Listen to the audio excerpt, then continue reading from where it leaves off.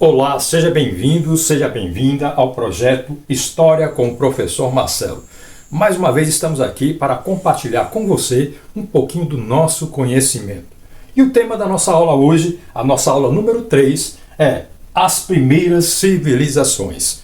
E você já se inscreveu em nosso canal? Se ainda não fez, vá lá, se inscreva, assista ao vídeo, deixe seu joinha, deixe seu comentário, faça o que você quiser, pois o canal é nosso, tá bom? Porém, antes, vamos a algumas informações preliminares antes de começarmos o nosso assunto. Vamos à sala de aula?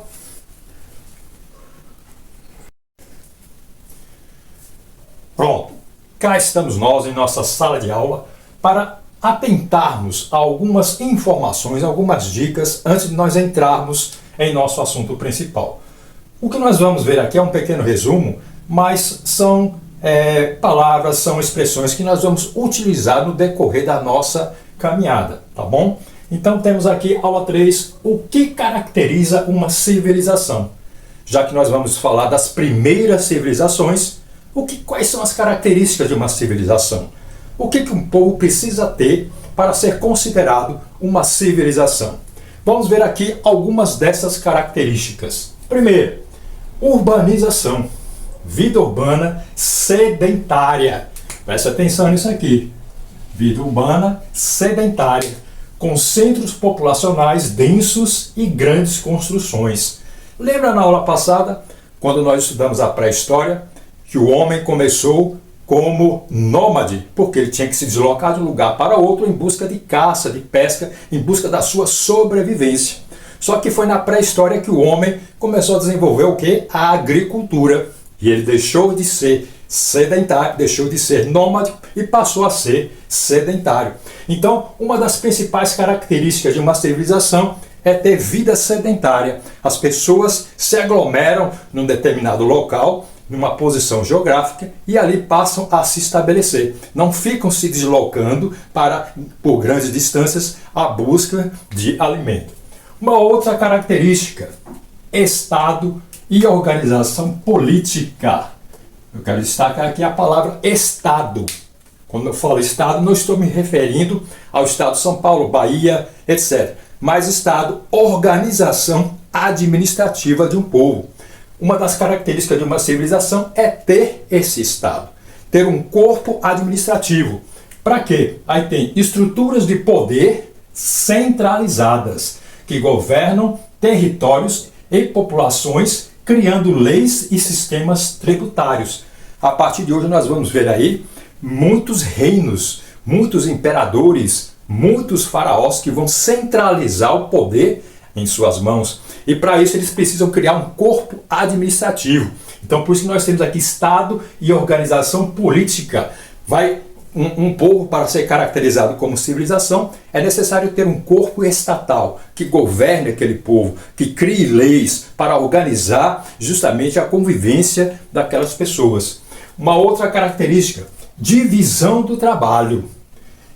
Especialização ocupacional. Artesãos, escribas, soldados, governantes, em vez de uma sociedade cada um por si. Na pré-história era assim, lembra? Principalmente quando os homens ainda eram nômades. Cada um por si, cada um buscava a sua caça, cada um se virava como podia. Só que agora não, existe uma divisão do trabalho. Existem aqueles que vão ser artesãos, existem aqueles que vão ser escribas, que dominam a escrita, nós vamos ver isso daí. Existem aqueles que vão cuidar da segurança, que são os soldados. Existem aqueles que governam, que são os governantes. Ou seja, há uma divisão do trabalho. E toda essa divisão é em prol do bem comum de todo aquele povo que vive junto, agora no mesmo lugar. Uma outra característica, escrita ou sistema de registro. Nós vimos também na aula passada, lá no finalzinho da pré-história, que o homem começou a desenvolver o quê? A sua escrita. E o homem sai da pré-história e entra para a história. Então nós vamos, a partir de hoje, ver isso muito bem firmado. Cada povo com o seu sistema próprio de escrita. Nós vamos ver aí vários povos e cada povo, vários sistemas de escrita também vão surgir, ok?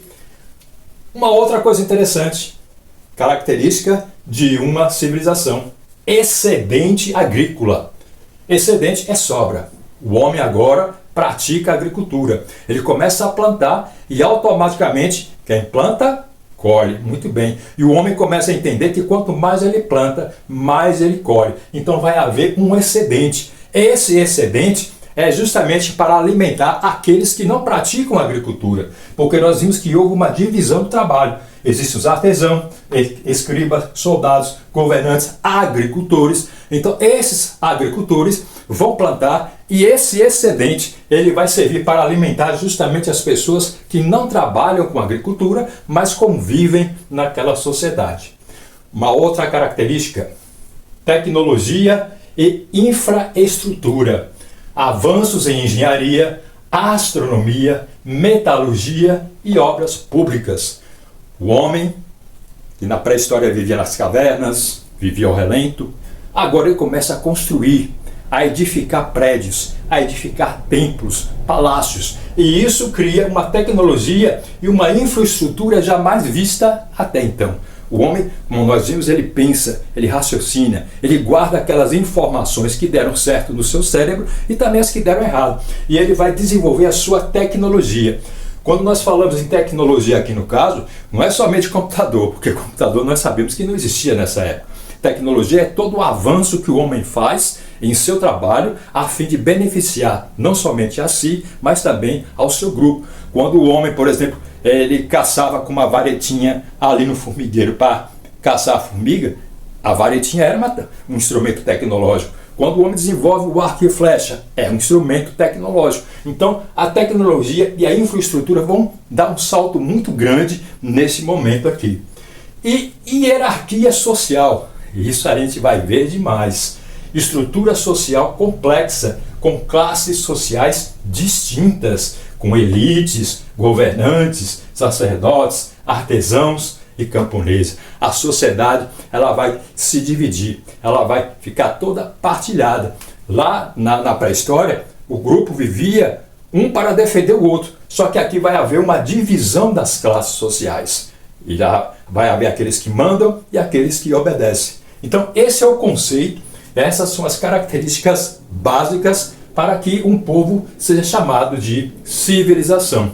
E nós vamos ver a partir de agora as primeiras e principais civilizações. Não vamos ver todas, mas vamos ver as principais. Tá bom? Vamos lá? Ok? Dando continuidade à questão das primeiras civilizações, nós temos aqui os primeiros estados e civilizações. Temos um mapa. Nós vamos trabalhar muito com mapas, que eu costumo dizer que a geografia era uma parceira muito grande, muito importante da história. Quando eu comecei a dar aula de história, eu estudava muito geografia, né, justamente porque a geografia é um apêndice da história. É muito difícil você compreender certos contextos históricos se você não tiver uma contextualização também geográfica. E nós temos aqui um mapa que retrata alguns dos primeiros estados e civilizações.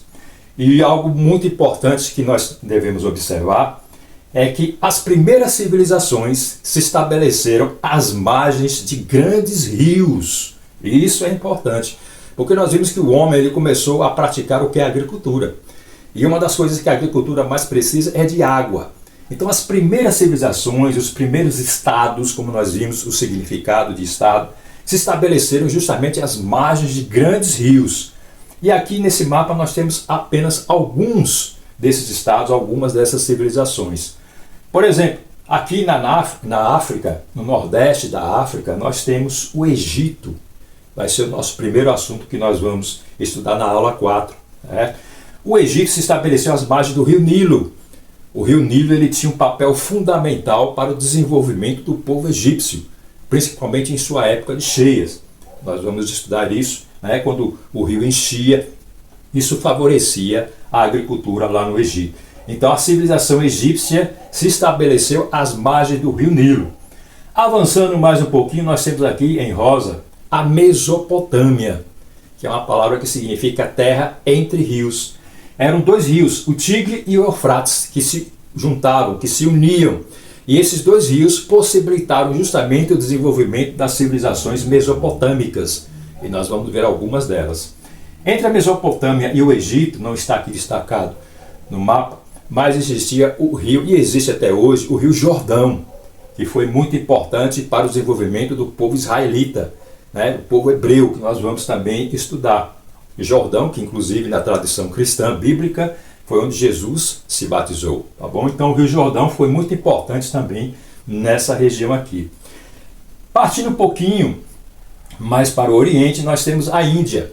A civilização hindu se desenvolveu muito graças também a um rio, que é o chamado rio Indo, daí o nome civilização hindu. Lá no extremo oriente, onde temos a China, também houve a participação de dois importantes rios para o desenvolvimento da cultura chinesa. É o chamado Rio Amarelo e o Rio Azul. Os chineses também se desenvolveram às margens desses rios.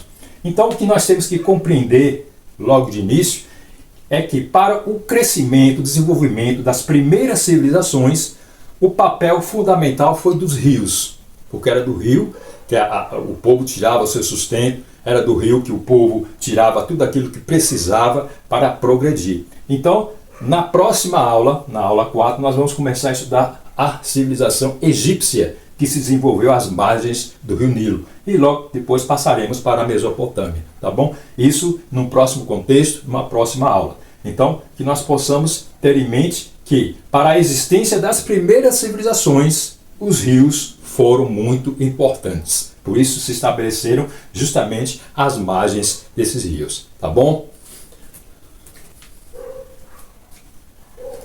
Bom, pessoal, como eu disse, a civilização egípcia vai ser uma das primeiras que nós vamos começar a estudar a fundo lá na aula 4. Agora a gente vai dar só uma pequena pincelada, certo? Aqui nós temos dois mapas. Temos o Egito Antigo e o Egito Atual. Vejam que o Egito atual ele possui uma divisão, né, fronteiriça bem reta, né? São duas linhas retas que se encontram aqui, né, bem traçadozinho. E hoje a capital é a cidade do Cairo. O Egito Antigo, como nós estamos vendo aqui nesse primeiro mapa, ele se desenvolveu, como eu disse no tópico anterior, às margens justamente do rio Nilo. Por onde o rio Nilo percorria-se também a civilização egípcia, aqui só para vocês terem uma ideia. E o Antigo Egito ele era dividido em duas partes, o Baixo Egito e o Alto Egito. Por que essas denominações baixo e alto? Por causa do declive do relevo. O rio Nilo ele percorria nesse sentido e deságua lá no mar Mediterrâneo. Então, essa é a região mais alta, daí o termo Alto Egito. E aqui vejam que o rio ele se abre, é o delta do Nilo, a região mais desenvolvida do Antigo Egito. E inclusive aqui foram construídas muitas pirâmides, a gente vai ver isso na aula que vem. Então, aqui é o rio Nilo, sendo que aqui é a parte mais baixa, daí a denominação de Baixo Egito. Essa era a direção que o rio percorria, do Alto para o Baixo Egito, e desaguava no mar Mediterrâneo, tá bom? Vamos para frente.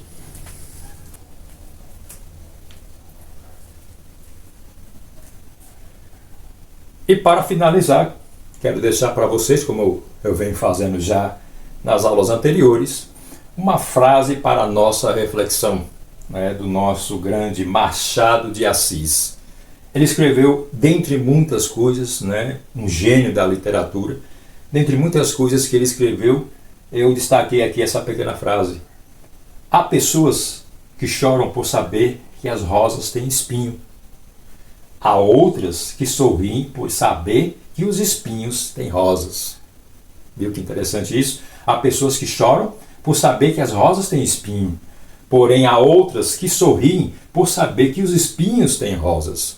Machado de Assis ele está querendo aqui nos mostrar que há várias maneiras de você encarar uma situação em sua vida. Em um momento ela pode parecer ruim, péssima, mas sempre há algo bom advinda dessa situação. Basta que você pare para pensar, não deixe o desespero tomar conta de sua vida, seja qual for, certo, o objetivo que você tenha, você vai encontrar muitos espinhos, mas também você vai encontrar muitas rosas pelo caminho, certo? Então que fique essa reflexão, cada um tire as suas conclusões. Quero agradecer aqui a sua participação nessa nossa aula de número 3. Se você ainda não se inscreveu, se inscreva, curta, compartilhe, deixe seu comentário e vamos nos preparar para a próxima aula. O canal está crescendo aos pouquinhos, né? Porque tudo começa aos pouquinhos, mas eu tenho certeza que ele vai crescer com a sua participação, com a sua ajuda, que é muito importante, tá bom? Até a próxima e muito obrigado por sua assistência até o final desse vídeo, tá bom? Um forte abraço e até a próxima aula.